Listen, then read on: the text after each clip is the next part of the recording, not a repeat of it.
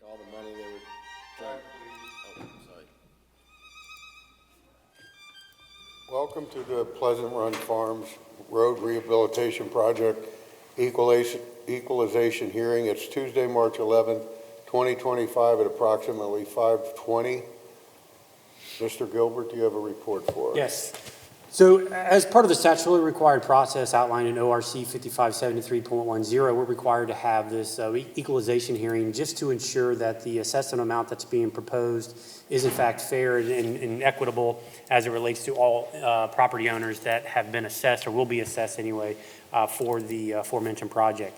The project, just for the record, is Fallbrook Lane east of Deerhorn, Fullerton Drive east of Deerhorn Drive, Forester Drive west of Elkwood, Elkwood Drive north of Deerhorn, and Fellsmere and Freestone Courts. As indicated, this hearing is required by ORC 5573.10. The notice was given in compliance with Sunshine Law and the requirements of ORC 5573.10 on February 20th and February 27th, 2025 in the Cincinnati Enquirer. The Pleasant Run Farms Road Rehabilitation Project replaced all concrete curb, replaced all catch basins, repaired storm sewers and catch basins, and removed the existing asphalt and pavement, resurfacing with 3 inches of new blacktop. This is the 26th type of project that the township is moving forward with in accordance with the infrastructure improvement plan that was adopted as part of the neighborhood master plan in May of 2016. There are 2 types of assessment. This is considered the mandatory assessment as opposed to the voluntary assessment. There are a total of 180 parcels on 6 streets representing the property owners to be assessed for the project.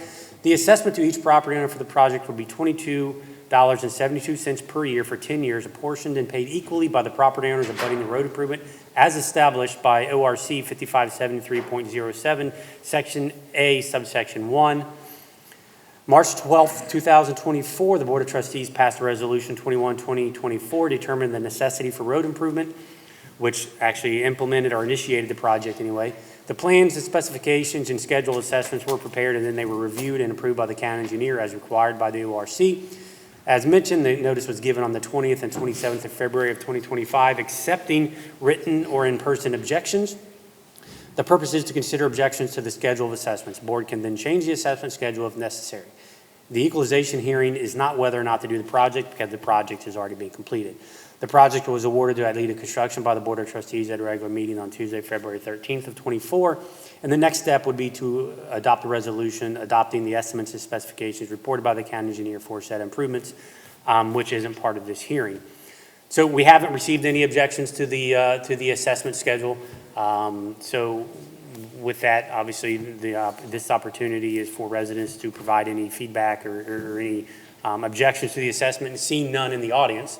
I would, unless the board has any questions or concerns, that, concludes the presentation for this particular hearing. I have no questions. Yeah, and just so the record's clear, no one showed up for the hearing. Do we have a motion to adjourn? Do we have a motion to adjourn? So moved. Seconded. All those in favor? Aye. Meeting adjourned. You the one hacking?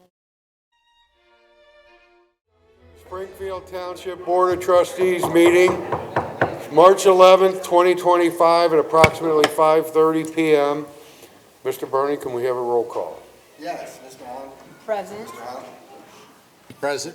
Mr. Hanalaw, Mr. Burning. Present.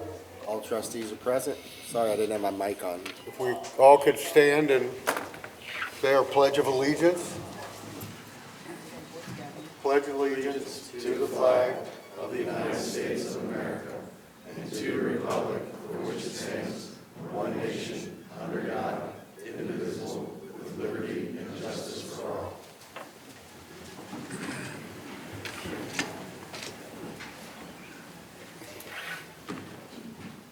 Ms. Flam, do you have an award for us tonight? Thank you. I'd like to call up Taylor Raines and our camp director, Lori Rusnak. Does Mom want to come up too? Mom can come up. Each year since 2018, Arts Connect has had the honor of presenting the Star Award to a remarkable child who embodies the spirit of creativity, respect, communication, kindness, teamwork, and inclusivity. Thanks to the generosity of a private donor, the recipient of this award also receives a full scholarship for a summer-long at the Arts Connect Summer Camp. Tonight, we are thrilled to present the 2025 Star Award and Scholarship to Taylor Raines, a well-deserved recognition for her incredible spirit and artistic growth achieved in just a few short weeks that she was with us.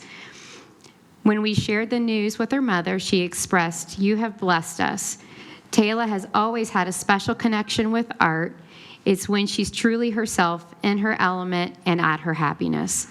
Taylor brought a refreshing perspective to every art camp project last summer, infusing her work with boundless creativity and enthusiasm. Her art was bold, thoughtful, and unique reflection of her individuality. She showed us that the true strength of creativity lies in authenticity. Beyond her artistic achievements, Taylor demonstrated an inspiring commitment to her community and fellow campers.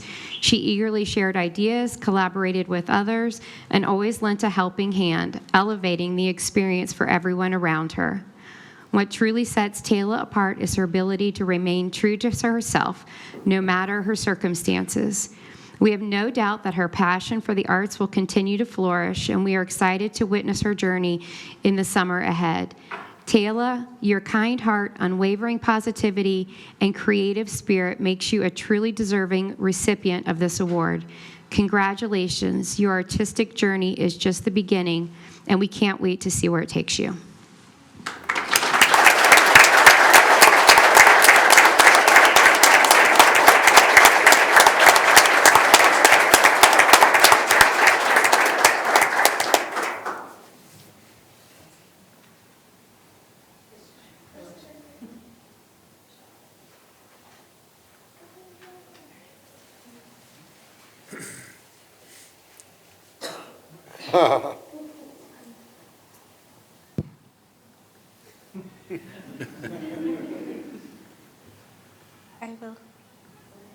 I would like to say thank you for choosing me to receive the Star Award.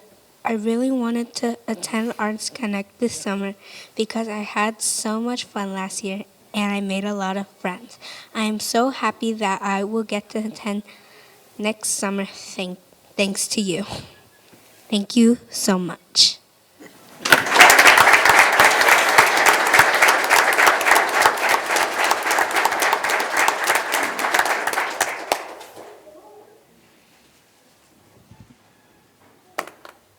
Next, Chief, we have a promotion.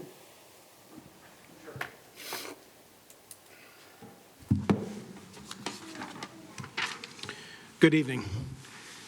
Before we swear in Sergeant Jimmy Shearer this evening, I'd like to take a few moments really to explain to our community and to the board the caliber and quality of officer that we're promoting this evening. It's truly an honor to stand before you today as we recognize and celebrate the promotion of an exceptional officer, a dedicated servant, and a leader within our department, Sergeant Jim Shearer. Sergeant Shearer's journey in law enforcement is a testament to his passion and commitment and unwavering dedication to both the Springfield Township Police Department and the community in which we serve. His career with this department began long before he ever put a badge on.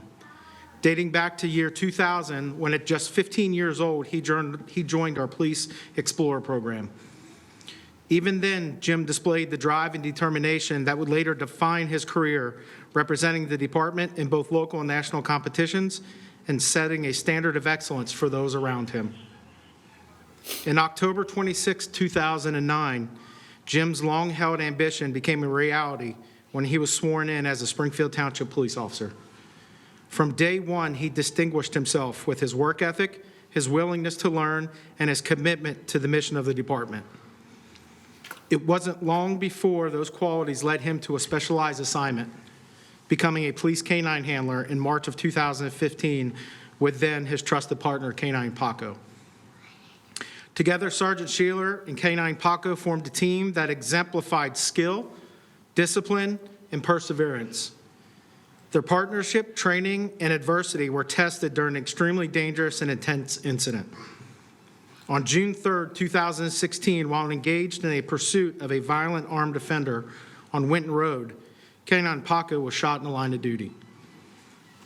That moment could have been a breaking point for this incredible team, but instead it became a defining one. With incredible resolve, Sergeant Sheila ensured that Paco received the best possible care, and together they returned to duty stronger than they ever were. Their perseverance, courage, and service were recognized with the K-9 Valor Award by the North American Police Work Dog Association, an honor truly befitting their heroism. Beyond his work as a K-9 handler, Sergeant Sheila has continually given back to this department and the community. He has mentored and trained the next generation of officers as a field training officer, shaping and guiding new officers. He has served as an Explorer Advisor, giving back to the very first program that sparked his passion for law enforcement.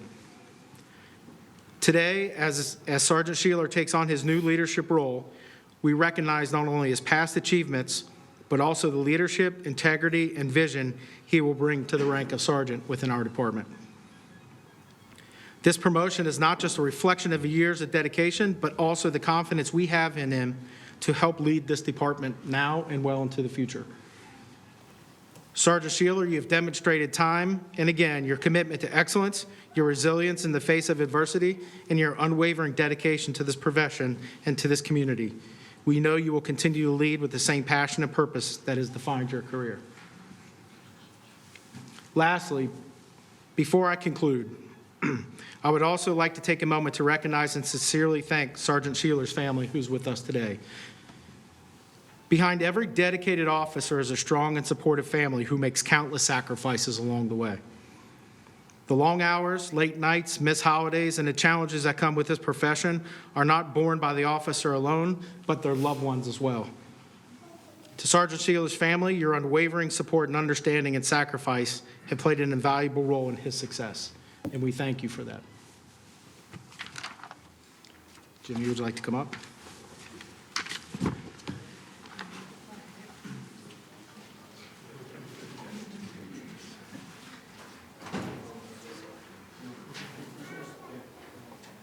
Raise your right hand and repeat after me. I, James Sheeler, I, James Sheeler, do solemnly swear do solemnly swear that I will uphold the Constitution of the United States of America, that I will uphold the Constitution of the United States of America, the Constitution and laws of the State of Ohio, the Constitution and laws of the State of Ohio, and faithfully perform the duties, and faithfully perform the duties, all and singly, all and singly, of the office of Police Sergeant, of the office of Police Sergeant Constable, Springfield Township, and Constable, Springfield Township, Hamilton County, Ohio, and Hamilton County, Ohio, to the best of my ability, to the best of my ability, so help me God. so help me God. Congratulations.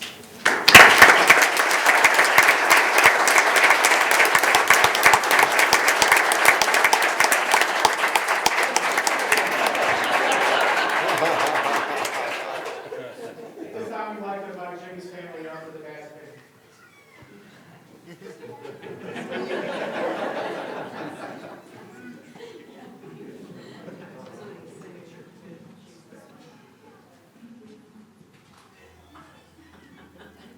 Ouch.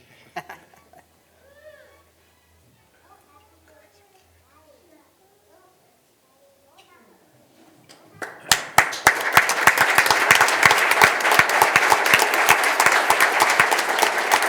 We're gonna go down.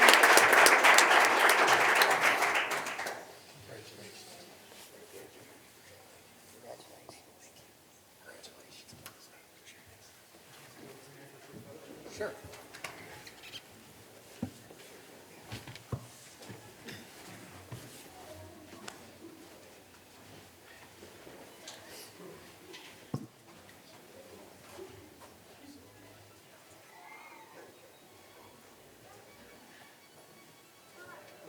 Chris.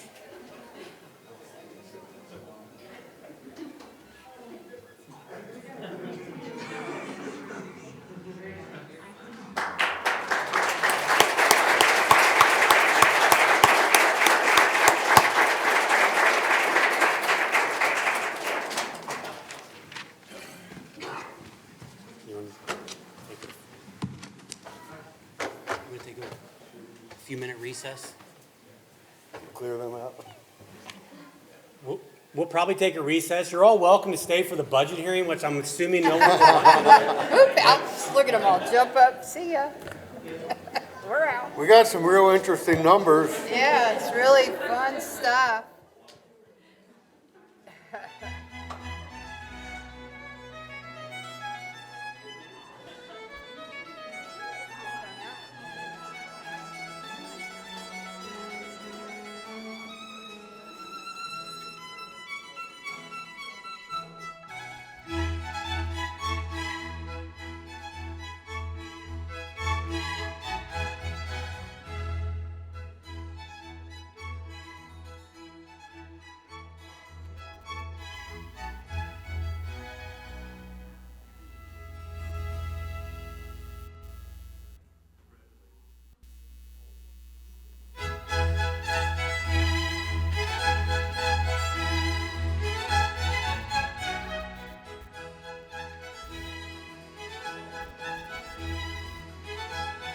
All right, now we're going to start the public hearing for the 2025 permanent appropriations. Mr. Gilbert? Yes, thank you, Mr. Burning. It is that time of year again where we adopt our permanent appropriations. We do this every year in March as required by the Ohio Revised Code. And I think similar as in years past, I'll keep it very high level and talk about more of our philosophical approach and the differences between this year and last year and some of our revenue trends and expenditure trends as I have in years past. And so if there's any questions along the way, board, please stop me as we're going through this. But first, what I'd like to do is kind of go over what that budget process looks like for a township as this pertains to state law. It really starts in July with our tax budget. And what the tax budget does is really a planning document for townships in the state of Ohio as it relates to what they should be looking forward to in their temporary appropriations and then as we are here today with our permanent appropriations. The tax budget, if you look at it, it actually shows the actual revenue and expenditures from the previous year. It also shows the actual revenue and expenditure from the first half of that current year, as well as projections or estimates for the second half of that current year. What that really does is it allows us to plan for what the temporary appropriations in December actually will look like. We are very conservative in terms of our approach and looking at what our revenues will be. So we estimate low and what our anticipated revenues are, and then we anticipate very high in what we think our expenditures will be. That's so that we're never in a situation where we're faced with possibly having to deficit spend because legally we can't do that anyway. As I explained to staff, and they've heard this before, what we do with our projections, and especially with it relates to the tax budget and how we look at it philosophically, we're always looking out to make sure that I can't possibly maybe prevent an iceberg, but we'll be able to see it far enough in advance that we can course correct to get around it so we don't hit it. And so that's our approach to budgeting really looks like that, especially, and again, it starts in the tax budget and how conservative we are in terms of our estimates. So moving on, when you look at what the permanent appropriations looked like last year, they were just over $41 million. And I think it's important to remember that our appropriations fluctuate on an annual basis because we don't separate out our capital versus operational budgets. It's the way that township budgeting works in the state of Ohio, where we don't have separate capital or operational budgets. So what you see in terms of large fluctuations from year to year could be a host of things, and most often they are because in any one given year we may receive a lot of outside revenue, alternative sources of revenue like grants from the state or federal government. And we have to, under the auspices of the state auditor, we have to actually show those as appropriations, even though they're technically not our monies. And even in situations where the money's never actually funneled through us, we actually show them as an expenditure, and therefore they can, I'll use the term artificial, but that isn't necessarily accurate, but they can artificially show large fluctuations in our budget. So they can either be very high one year or lower just because we didn't receive particular grants in any one year, if that makes sense. So if you look at what the appropriations look like from last year to this year, this year's a little under 39 million. Last year was close to 42. It's about an 6.5% or 6.8% decrease from the previous year, and I can attribute that to what I just mentioned before, which are grants. So in 2024, we received approximately $3.5 million in state grants for road and infrastructure improvements. we did not receive that, or will not be receiving that revenue in the same manner and the same amount in 25. Therefore, you see that fluctuation of why the appropriations are going down in 25 versus where they were in 24. When you look at what are our appropriations broken down by sort of department or function, you see that police and fire account for about 64% of what the township appropriations are allocated to. Fire, EMS, police, public works and parks, and general government. General government's a catch-all for everything that isn't public works or parks or police and fire, and it's a significant amount of things. And if you wanted to know what those are, I can break those down further if you have any additional questions. But this isn't surprising when you see police and fire as, well over 60% of what our appropriations go to, because they're the largest departments, they have the most personnel, and they're the most sort of equipment intensive, meaning they have a lot of equipment and expensive equipment that require and are necessary to provide those services. So again, I think this is pretty common. If you looked at any municipality or any other township's budget, you would see, especially ones that have their own fire and police, you would see a similar segmentation of what our expenditures look like. So looking at what the appropriations, again, were by department and function, you see that in the general government, it went down significantly. Again, that's because of the grant situation. We had some reimbursable grants that were received in the general fund that were expended last year that we're not going to receive again this year. In public works and parks, the same thing. Again, those were the state infrastructure grants that I referred to that were used for road rehabilitation. And in the police and fire and EMS, you see a slight uptick in appropriation, and that's mainly because of some capital needs in those departments, as well as just increases in salaries for the various personnel within those departments. And I think it's also important to note that, and we'll show this here in a second, that just because we appropriate an amount doesn't mean we're going to spend it. Because as I mentioned early on, we appropriate very conservatively, meaning we assume that we're going to spend more than we actually do. And legally, we have to appropriate funds in order to be able to spend them. So even if we think we may spend something, or even if we put something in there for an emergency purpose, we have to show that as an appropriation, because we legally can't create a purchase order for something unless it's been appropriated through this process.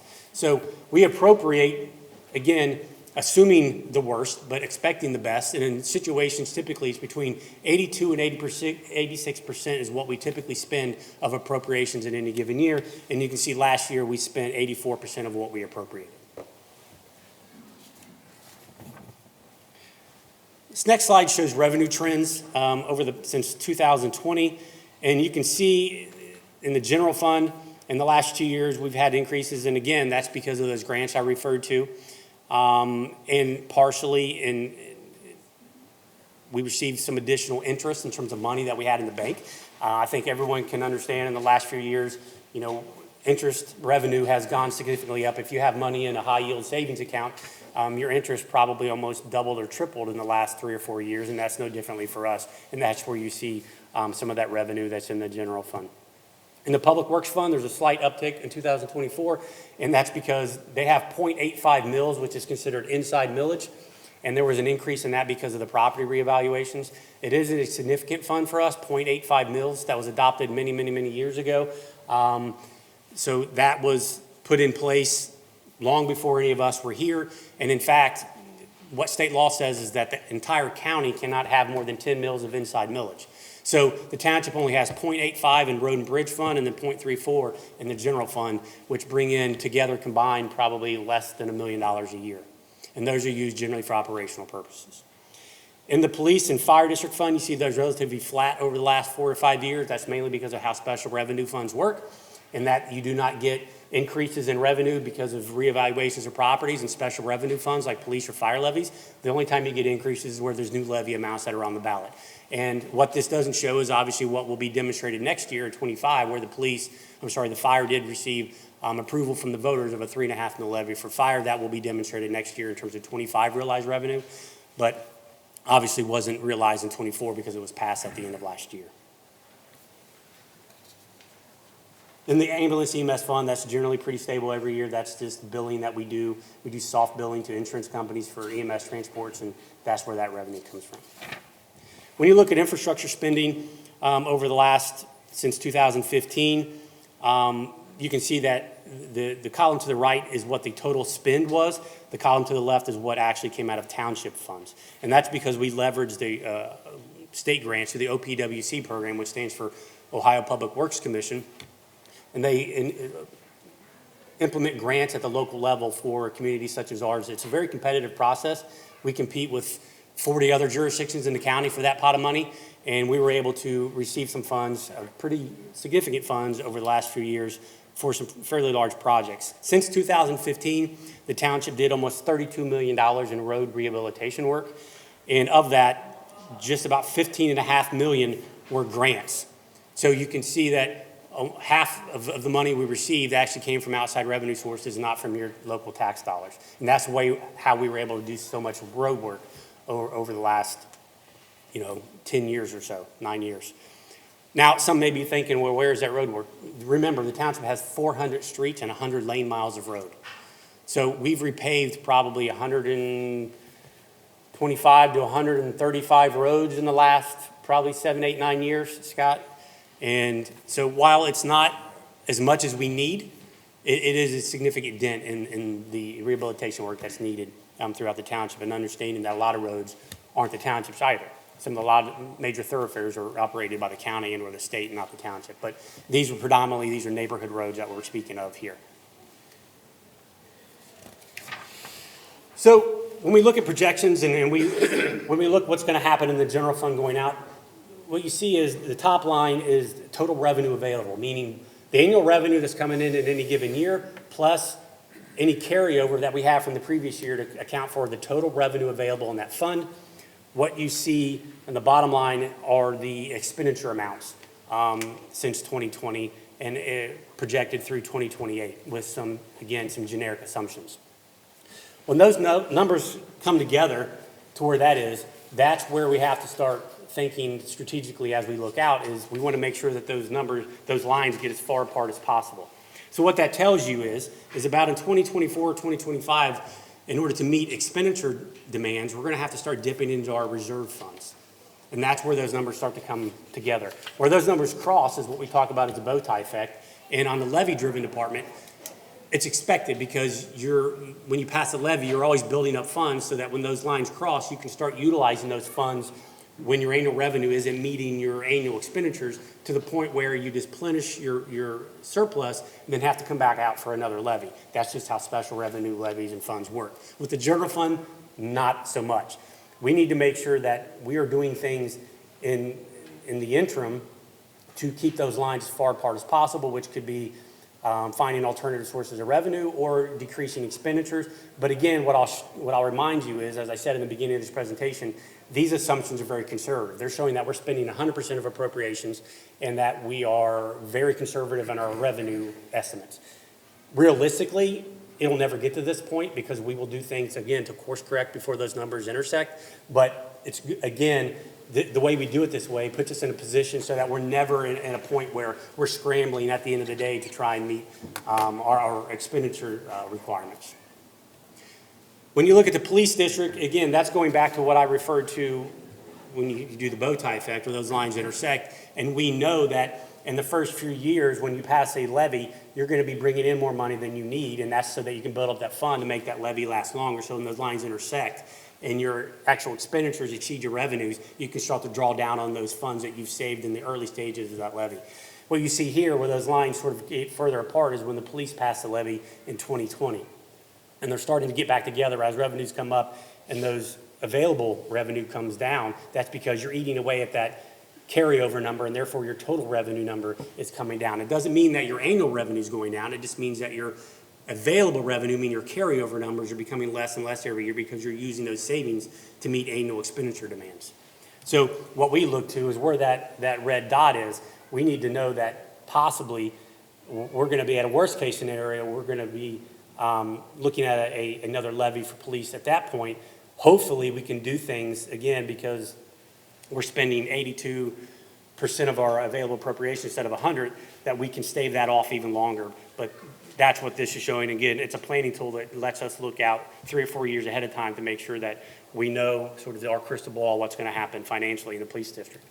When you look at the fire district, this is showing, again, This one's a little different because we just passed the levy last year. We're taking this out to 2032, which is where we expect that revenue to last us when we pass that levy at the end of 2024. So you can see that's what that's doing. It gets us to 2032.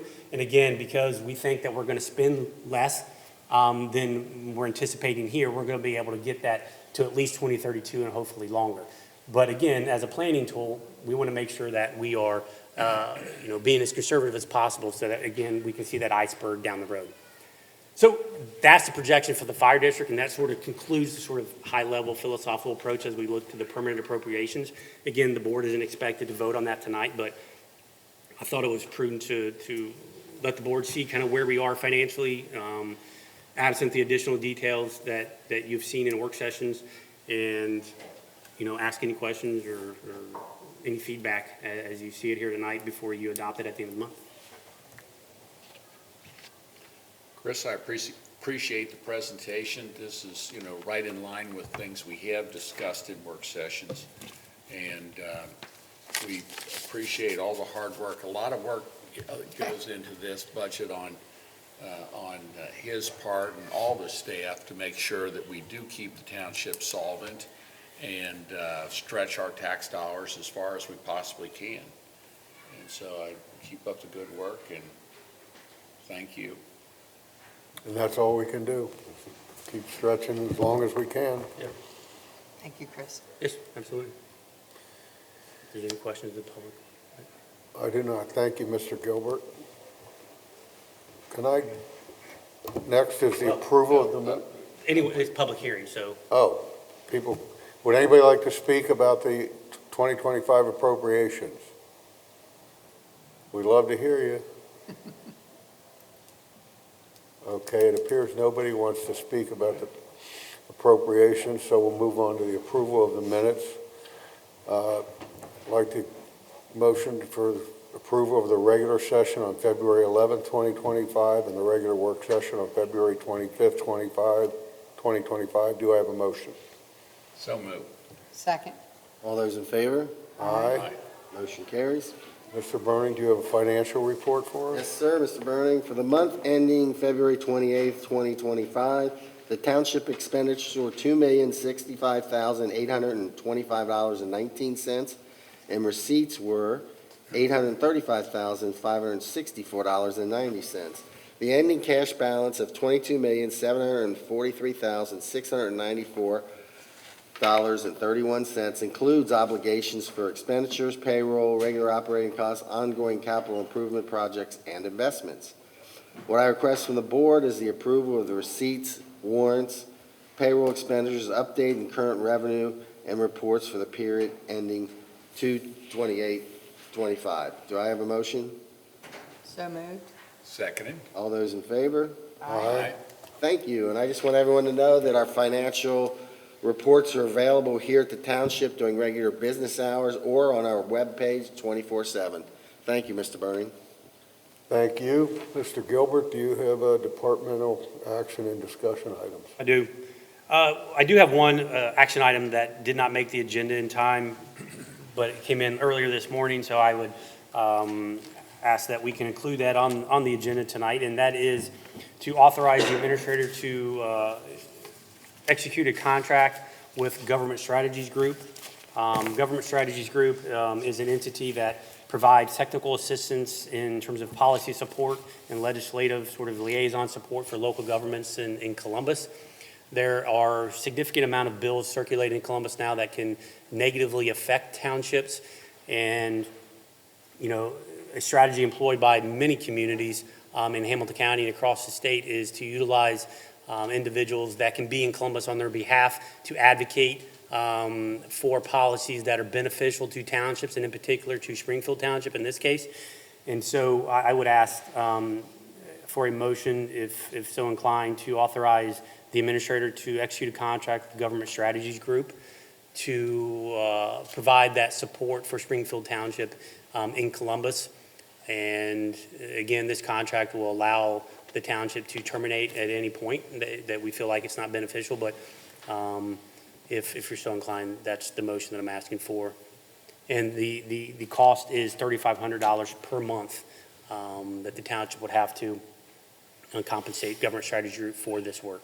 And I would note that some of the policies that are circulating in Columbus can cost the township hundreds of thousands of dollars, if not millions of dollars, if the state approves those in Columbus, and therefore any money spent that can stave that off or prevent it, I think, is money well spent and an investment, frankly. But there's no guarantee, obviously, what the legislators will do in Columbus. No, the only thing I would say is we've utilized this in the past, and it with a different firm, and it was very successful, and brought millions of dollars to the township with the JEDS tax initiative. And I think it's a wise thing, and hopefully will save us a lot of tax dollars for the residents. Yeah, because what's happening in Columbus now is that the state is looking at ways that they can capture revenue that would traditionally come to local communities and keep that at the state level for state purposes. Essentially, they're balancing the state's budget on the backs of local governments, and then forcing us at the local level to raise taxes to compensate for that. Which they've done in the past. Which they've done many times over. And now they want to lower the state income tax rate, so instead of what the voters approved, they're eliminating the part that goes to local government. Well, that's what they're trying to do anyway. So that's the main reason. Yes. The motion? With that said, I'll make a motion. Second. All those in favor? Aye. Motion carries. Next, I have the personnel update. It isn't as lengthy as it has been. In the fire department, we had the new hire of Otto Snelling as a part-time medic. In the police department, obviously, if you were here earlier, we had the promotion of James Sheeler to sergeant. And in the public works department, we had the resignation of Andy Sider. Andy was one of our supervisors, essentially one of our assistant public works director, and he has moved on and became the public works director for the city of Harrison. And so it is just one more example of a township employee that's going on and leading other departments in other communities. We've done it many times over in police. I can point to a half a dozen police departments in this region that are currently police chiefs for other departments that actually were an officer with us. And so as Miami has the cradle of coaches, we have the cradle of department heads and leaders of other communities that come out of this community. And I think it's a testament to the training that we provide, the culture that we have here in this organization, and just the type of work that we do here that enables them to go off and lead other departments for other communities. We do a very good job of succession planning here, and unfortunately sometimes because we don't have the space for people, other people benefit from the good training that we do with our employees. And so this is no different case, and I congratulate Andy and wish him the best of luck. We will miss him, Scott especially, who worked with him for many, many years. Scott and Andy both started with us as mechanics in our fleet garage.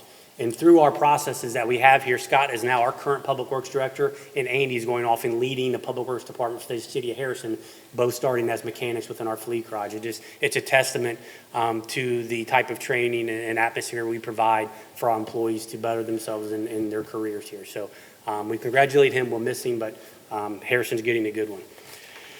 With that, I'll turn it over to Kim for community events and programs. Thank you. Next weekend on March the 22nd, not the 27th, as it has on my update sheet here, we have a dinner theater event. Tickets are on sale that include dinner through Monday, and then available even at the show for without dinner. It is a night of magic, comedy, and hypnosis. It should be very funny. On April the 11th and 12th, our kids theater program will be showing 101 Dalmatians at the Finneytown Performing Arts Center. On May 10th, the 8th Congressional District is hosting their annual art show for high school students back at the Grove Event Center, and that is free and open to the public. And then on May 17th will be our Artisan Fair, where we'll have 60 booth spaces, live music all day, and food trucks. Thanks, Kim. Appreciate it. How was the mom prom? It was wild. Yeah. It was fun. Yeah. It was very fun. It was sold out, and the moms and the kids had a really, really great time. Good. Awesome. Perfect. Looking at Public Works, Scott, hopefully no more snow. Yeah, hopefully we're done. So maybe we'll take the next couple of weeks, look at that transition, and then we can transition into mowing and our brush service. Yeah.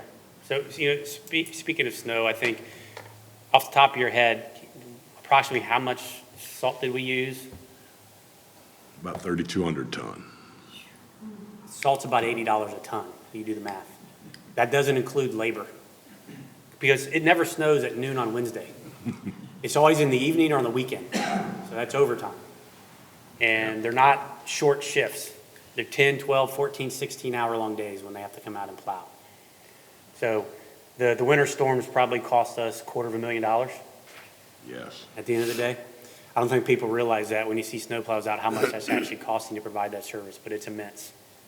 And they do a phenomenal job at it. So thanks for all those hours you guys put in. As brush service, when does that start?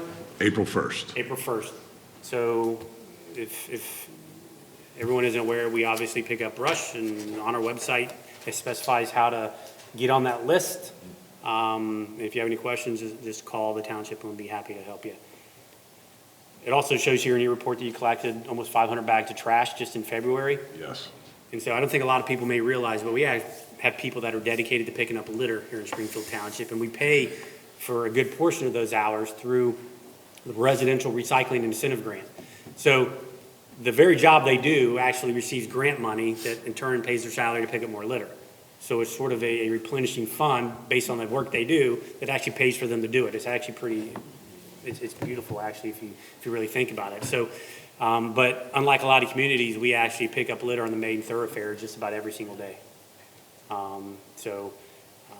I challenge you to travel another thoroughfare and travel Winton Road and tell me if you can notice the difference. They do a phenomenal job at that as well. So, if there's anything else you want to bring up that's going on in Public Works? Like today, we just started working in our parks. As soon as it hit 70 degrees, we kind of get calls on sidewalk stuff. People kind of start coming out. So we're able to actually get a couple of crews out in the parks just to start that first phase of cleanup, kind of opening up, ball fields, things of that nature.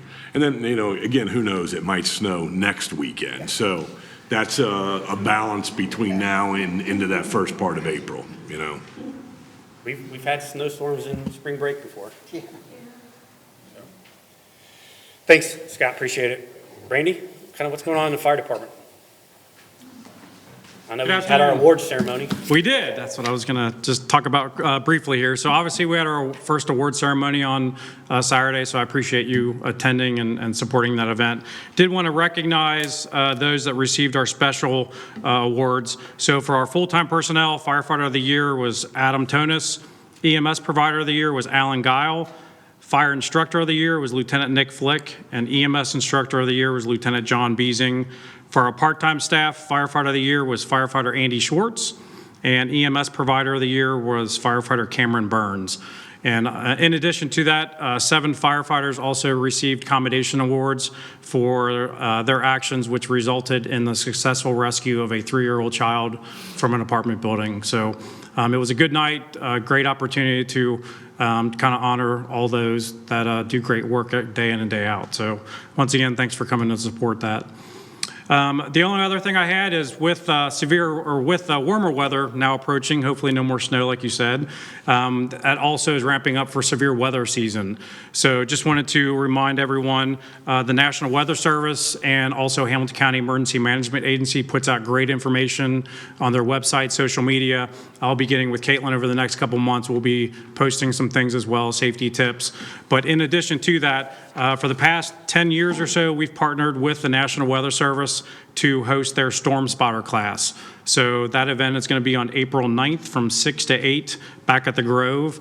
And we are the hosting site for all of our surrounding communities. So it's usually a well-attended event, so they are asking people to sign up. And that information can be also found on our website and also on social media. Perfect. So that's all I have. Thanks, Randy. Appreciate Thanks. it. Chief Niehaus. Good evening once again. So this evening I have a prepared report for you. I would like to just really take an opportunity to highlight to the board and to the community some of the fantastic work that our criminal investigation section has been doing over the last few months. So our criminal investigation section continues to demonstrate exceptional dedication, work ethic, and commitment to justice. Our investigators have leveraged a combination of technology, traditional investigative techniques, and interagency collaboration to extend the reach of our investigations well beyond the borders of Springfield Township, thus uncovering and addressing criminal activity not only on a local but on a national scale. One of the two cases that speak about this evening was a multi-state robbery investigation which started in Houston, Texas, and ended in the city of Cincinnati. A recent case involving local business led to the identification of suspects who traveled from Houston, Texas to Cincinnati to commit criminal robbery offenses. This complex and time-intensive investigation required coordination with multiple law enforcement agencies across the country, as well as the detailed analysis of extensive data sources. Due to the diligent efforts of our investigative team, 3 individuals have recently been federally indicted. And this case underscores the importance of persistence, data analysis, and national collaboration in combating organized criminal activity, once again, not only at a local but a national level. The second case I'd like to talk about is a credit card fraud case and a controlled delivery operation. Before I kind of discuss the details of the credit card fraud case, I think it's worth noting and discussing that credit card fraud is an extremely difficult offense to investigate. A lot of agencies struggle because of the capacities they may have or because of the resources they have to be able to effectively investigate these types of crimes. But in this case, a local business was targeted in a large-scale credit card fraud scheme. Our investigators worked closely with the business owners to plan a controlled delivery of stolen goods to the Columbus, Ohio region. Through meticulous planning and execution, investigators successfully conducted a search warrant in Columbus, Ohio following that controlled delivery of stolen goods. That resulted in a recovery of a substantial amount of stolen merchandise. This investigation revealed that similar offenses were also occurring not only across Ohio, but in other various parts of the country. As a result of this investigative work conducted by our department, a multi-state agency task force has been formed to further investigate and dismantle this criminal organization that's behind these offenses. I think lastly, the success of these investigations highlights the dedication and the skill of our criminal investigation section. Their ability to integrate technology, forensic analysis, and their collaborative approach to policing has led to meaningful outcomes that once again extend well beyond the borders of our community. These efforts reinforce Springfield Township Department's commitment to protecting our local businesses, holding offenders accountable, and strengthening our partnerships within law enforcement agencies, once again, not only locally, but nationwide. Yeah, I know the multi-state robbery investigation that sort of started in Houston and kind of, we'll say, ended here, was incredibly interesting in terms of how they were able to catch these people. It was literally something like you would see out of a movie, and how this robbery was implemented, at least on behalf of the suspects, and then the work that you guys did to actually catch them and the amount of time you put into it that no other agency was willing to do, and they just simply wrote it off. And I think a lot of times we don't realize is when you see the FBI on national television saying they did this, or they stopped this ring, or they solved this crime, it usually starts with investigative reports at a local police department such as Springfield Township that allowed the FBI to even do that. And this is no different. The FBI took that case over. And so, good work. Thank you. The tenacity that you guys do your job every day with is to be respected, because a lot of agencies, as you said, would just simply wipe their hands of it and move on. And you guys, didn't let it go. So, good work. Thank you. With that concludes departmental activity reports, unless there's any questions of the board. No questions. I guess next we'll do our resolutions. First, we have resolution number 17, 2025, adopting the estimates and specifications reported by the county engineer for improvement to Fallbrook Lane, east of Deerhorn Drive, Fullerton Drive, east of Deerhorn Drive, Forester Drive, west of Elkwood Court, Elkwood Drive, north of Deerhorn Drive, Fellsmere Lane, and Freestone Court, and approving and confirming the assessments for such improvements and ordering that the improvement proceed. Do we have a motion? So moved. Second? Ms. Braun. Aye. Mr. Honolo? Aye. Mr. Burning? Aye. Resolution carries. Next is resolution number 18, 2025, authorizing private sale of unneeded and unfit for use property in the police department. Do we have a motion? So moved. Second it. Ms. Braun? Aye. Mr. Honolo? Aye. Mr. Burning? Aye. Resolution carries. Next is resolution number 19, 2025, declaring nuisances pursuant to Ohio Revised Code Section 505.87 at various listed properties within Springfield Township and authorizing statutory actions necessary to abate the nuisances. Do we have a motion? So moved. Second. Ms. Braun? Aye. Mr. Honolo? Aye. Mr. Burning? Aye. Resolution carries. Next is resolution number 20, 2025, authorizing the filing of an application pursuant to revised code 2981.12 and revised code 3719.11 to authorize the destruction of property in the possession of the Springfield Township Police Department that has been unclaimed, lost, abandoned, stolen, forfeited, or otherwise lawfully seized. Do we have a motion? So moved. Second it. Ms. Braun? Aye. Mr. Honolo? Aye. Mr. Burning? Aye. Resolution carries. Next, do we have any old business? I do not have any old I do business. not. Any new business? I do not have any new business. Thank you. The next part of our meeting will be citizens' participation. Please come up to the podium, state your name and address. We'd be happy to hear from whoever would like to speak.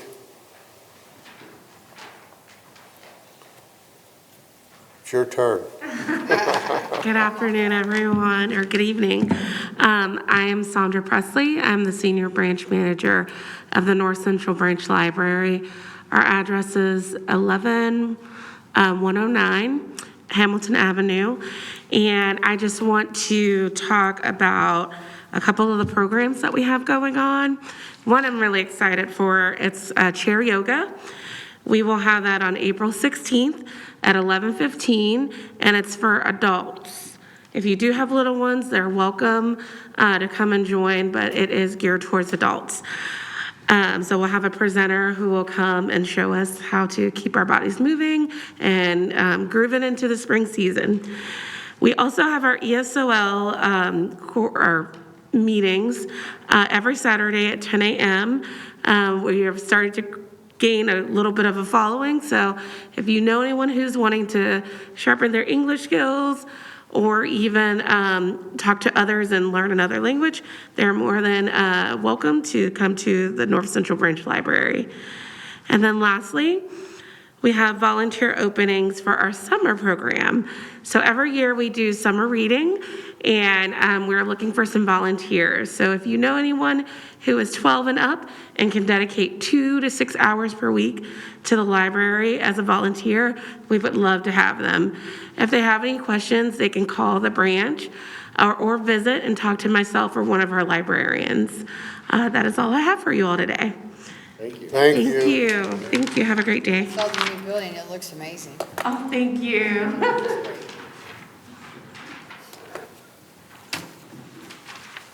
Hello. Hi, my name is Robert Richardson. I live 427 Appaloosa Court, 45231. I just had a couple of questions. On one of the resolutions, it says a private sale. What's a private sale of the police? I didn't understand what that meant. You mean when stuff unfit for the police department? Yes. It could be all kinds of things that, No, I mean, what's the private part? Is that it being is not for the public? well, sometimes we'll sell it on the internet. It's like auctioned on the internet. There's various government websites where we sell forfeited and seized materials. So who has access to the information of when it's going to be done? Director Bly can explain it to you. Yeah, so a lot of the property in the police department that is either unclaimed or abandoned, if it's any of value, they'll put it. Mostly the private sales part that this resolution consists of are vehicles. Sometimes the vehicles go on there. If they're pull and pay usually takes them because they're mostly junk vehicles that have just been abandoned. Sometimes they will go up on auction on gov deals, and that's where the private sale comes at if those vehicles would happen to go on there. So The resolutions cover all of the possible opportunities for those, for that property to be sold. So most of the time, it doesn't really actually get to the private sale of the auction because it's just a junk vehicle that gets purchased through an auction of maybe like a pull and pay or a salvage yard. Hopefully that answers your question. Kind of. Okay. The language is simply because the ORC requires the language to say that. It's not private in that it's secret. It's just that's what the code requires the language to be via resolution. So A private individual. private not individual, just a meaning we're not company. selling it to another public entity. Oh, well, Yeah. that would have been clearer. Sorry. It said that. Yeah. The other question is on maintenance of roads, et cetera. Who determines the schedule of what's going to be refurbished when? You know, and the reason why I ask, I guess, you know, and where I live at, we were under the impression that our streets were going to be done a few years ago, and something happened that got delayed. And I was wondering how that process worked as to who determines when, what area is going to be renovated or get maintenance work. All right, so I understand your question. So the answer to that is Director Chardine and I will meet generally at the end of each year and look at what is coming for the next year. We do have for lack of a better explanation, we have a schedule in terms of what condition roads are in the community. And so to answer your question, it really depends because how much funding we have available will dictate that to some degree because, right, if a street is 8 miles long versus 2 miles long, depending on how much funding we have, we may not be able to do the 8 miles, so we may divert that funding to the smaller road. Or, depending on what condition the road's in, we'll make it more attractive for a grant application, and therefore, if we get the grant, that money has to go to that particular road that the grant was applied for because of the condition of that road. So, I would say that to answer your question, it really is dictated by a lot of different variables, and I understand that our previous Public Works Director alluded to some things for your neighborhood many years ago. He is no longer an employee here, so I can't speak to what he actually said or what authority he had to say it. But what I can tell you is that your neighborhood is on the radar very soon, mainly because of the other issue that's going on around your neighborhood, which is the development to the north of your section of Meadows of Right Farm. And the idea would be that when that section of that property is developed, and however manner it eventually gets developed in, that your section of Meadows of Right Farm will be repaved at the time that that particular development is completed. And at the worst case scenario, maybe sooner.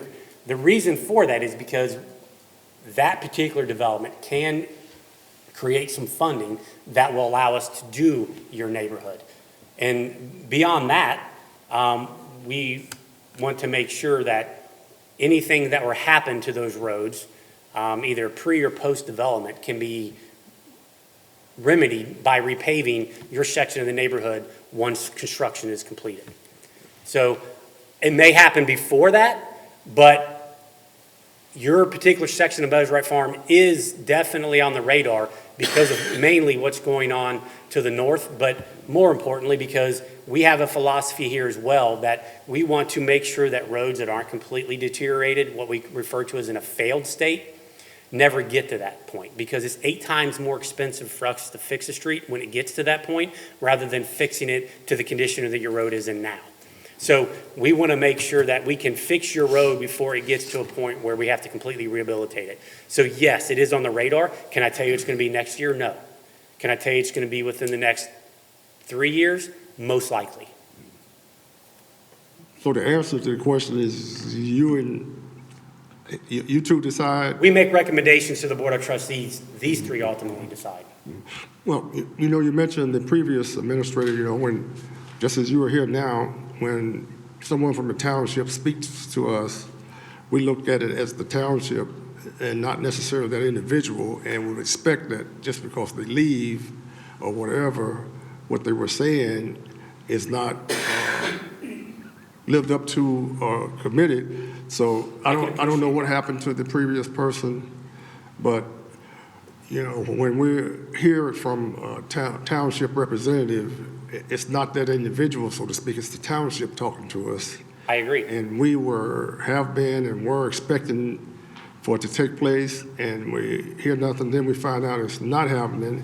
And now I'm hearing that it may not be until after a development that we have issues about gets done and finished, which I can't quite understand why they are connected and what funds will be generated from that development before it gets finished that would pay for paving or fixing our roads. So, I can explain it if you want to go into further detail. yeah.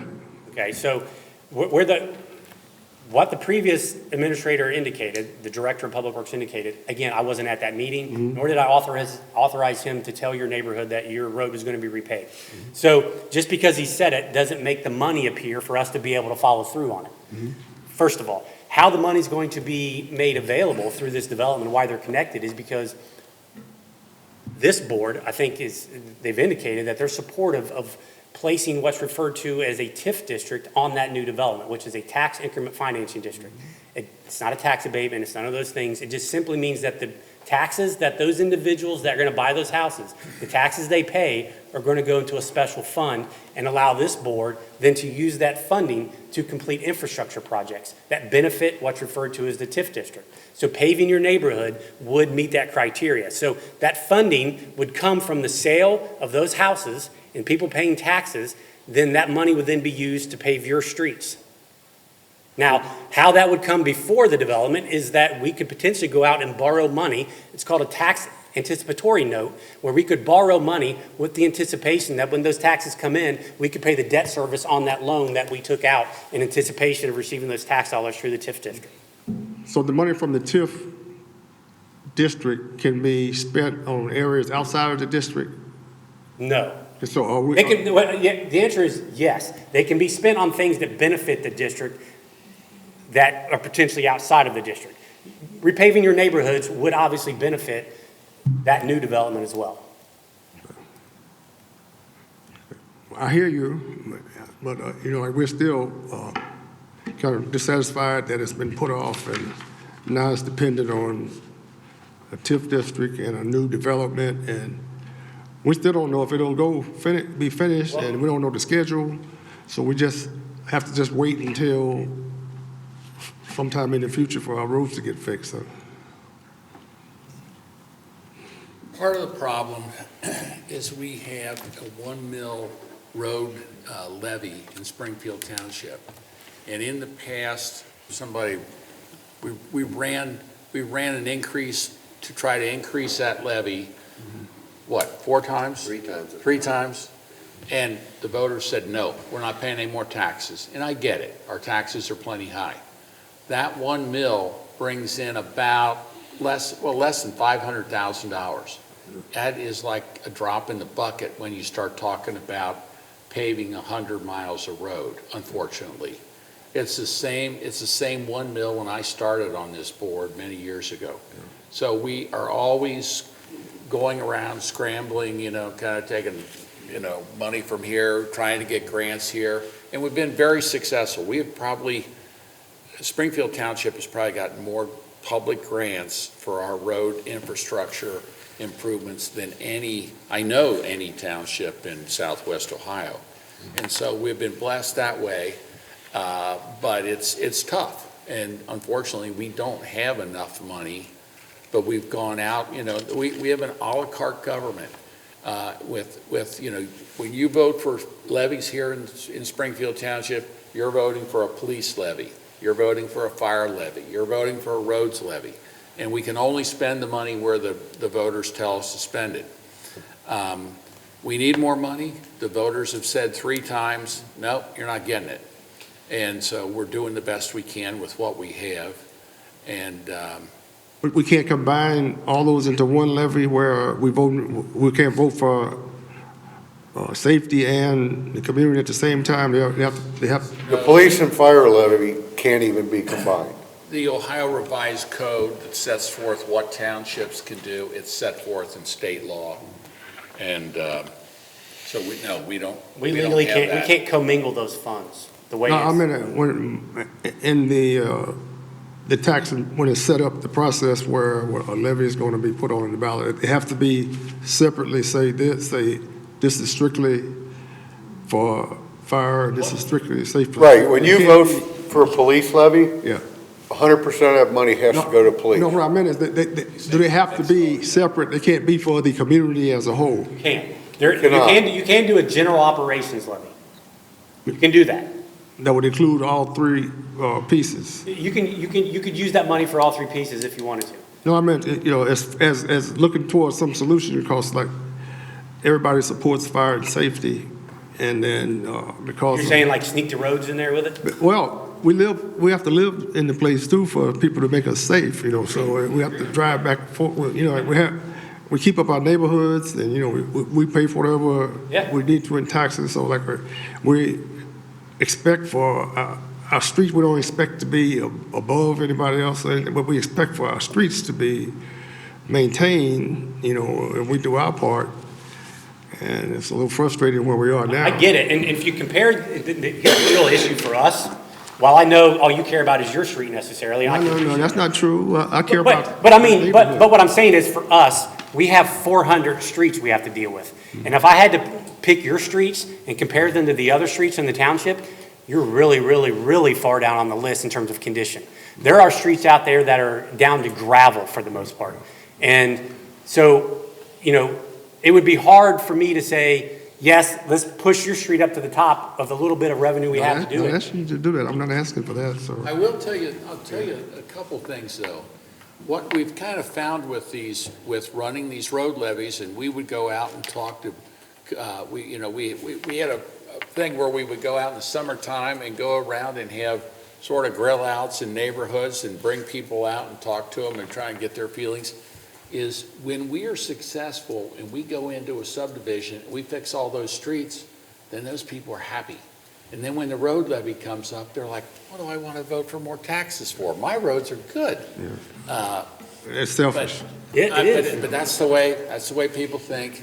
So what we have done is we've started this, and we had a meeting here before the township meeting started tonight, an equalization meeting for a process that we're doing in Pleasant Run Farms, where we are taking roads that they have to fall into certain criteria, but if we can assess part of the road project to the people, the homeowners in that project, like tonight we said, we're going to assess $22 a year for 10 years on all these parcels, and that went to help get their roads fixed. And we have meetings where people can come and vote, the neighborhoods for it, against it. A lot of neighborhoods will actually sign petitions saying they want to do it. But it's something, we're trying everything to fix as many roads as we can. And so a lot of people are voluntarily saying, I would like to, yes, we would like to have a special assessment. So we get our road done, and if they do that, then we say, your road's getting done this year. I would say, a lot of these roads are getting done because they're in such deplorable condition that they qualify for these grants, which accounts for, in some cases, up to 50% or more of the project cost, which is why we're able to afford it. With your particular neighborhood, without making a sort of subjective decision on whether or not being an advocate of a development or not, that development in and of itself, new houses going in, people paying taxes, will allow us to be comfortable to go out and potentially borrow funds to repave your neighborhood, knowing that we're going to have the revenue on the back end through that TIF to pay that loan back. So that is the most prudent way that I can see financially that we're going to be able to get your streets done sooner than later. And if that's going to happen, and if we go out and we can potentially go out and get that money before that development's done, so that we can get those roads done even sooner. Okay, well, just wanted to say that and just have a comment that I hope we don't get to the place where the only people streets get fixed is the one that can afford it, because the one that everybody can't.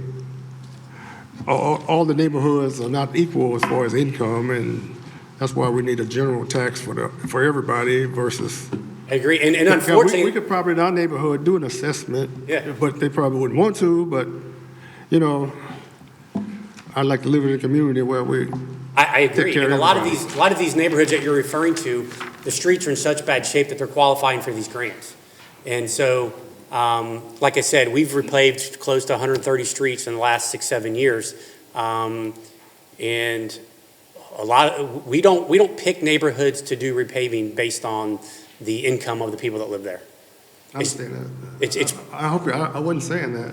I was saying that I thought I understood it to be said that if a neighborhood wants to pay for it and brings it up, that they can be assessed a certain amount to get it done. Not always, it depends, because if the cost to pave the road is, their neighborhood is $8 million versus some neighborhoods is 1.5, the cost of that assessment would be so high, it would be a deterrent for people to even agree to that. So what we do is, we have a voluntary assessment process and a mandatory. If we get a state grant, and these are things, this is a program that was adopted in our master plan 6-8 years ago. And so that's why we do it. Residents of the committee sort of recommended that this is how we should look and do road repaving in the township. Every road project we do, unless it's just simply preservation work, is accompanied by some sort of assessment, regardless of the neighborhood. Now, those assessment amounts can be different, and that's dictated by the cost of the project and how much outside revenue we got to help pay for that project.